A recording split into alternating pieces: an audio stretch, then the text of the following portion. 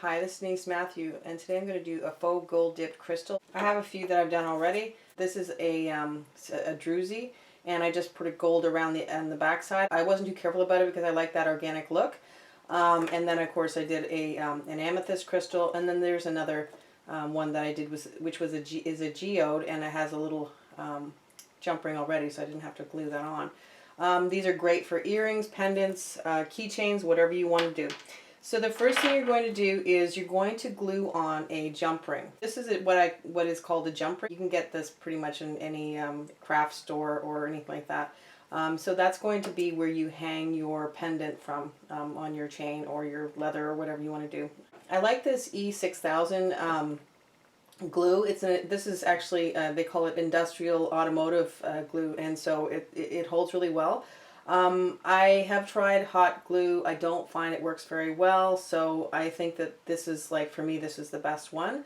But if you find there's another glue that you really like that you can that glues very well, you know, because you're keeping in mind that this is going to have to support this whole crystal, and if it's too flimsy, it will break and you'll lose your crystal. So if there's another glue that you prefer, then feel free to use it. So I put a good size dab of glue on this crystal, and I've glued it and stuck it on overnight. So I would suggest that you glue it ahead of time and leave it for 24 hours, and that way it should be nice and stable, because if you don't let it settle long enough, when you're applying your gold flakes, you actually might disturb that before it's completely ready to completely cured.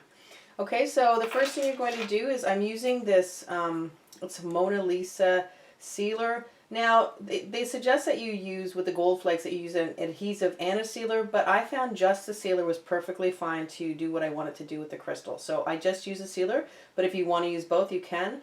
I have also been asked if Mod Podge works. I haven't used it myself, but it seems like it probably should work as well. So you could try that and see if that's what you have, to see if it works for you. I also have these gold flakes.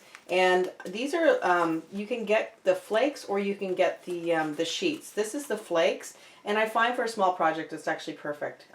The sheets I think are great for bigger projects, but this is actually perfect for what we're going to do. So the first thing we're going to do is just apply a light coat of the sealer, and just apply that really where you want it to, where you want the gold flakes to stick, because that's the only place that the gold flakes will stick. If you notice, I'm working with a rubber glove.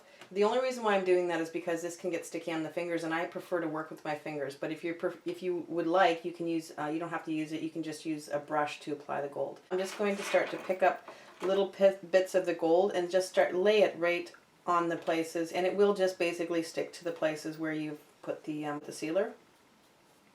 So just kind of apply. Now, you don't have to worry about being too particular for the first time, because we're going to do it a couple times. Do as many times as you need to cover all the places you want. Now, if you prefer, you can just go with a dry brush and you can just kind of gently tap, and then you can just kind of get the gold leaf to stick with the brush. But I prefer to just go with my finger, and I find that works really well. So it's really your choice. Now that you've applied the first coat, you let that settle for a little while, and you're just going to apply a second coat of the sealer.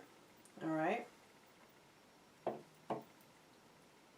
And I'm just going to apply it all over the whole crystal again. But if you prefer, you can just put it in the places where the gold leaf didn't stick. Okay, so just start to apply more, and don't worry if you get it a little bit over the jump ring, because you can clean that off later on. So it's just basically just covering all the places that you want to cover, and just keep applying. So you're just going to do this step as many times as you like to get all the coverage you want.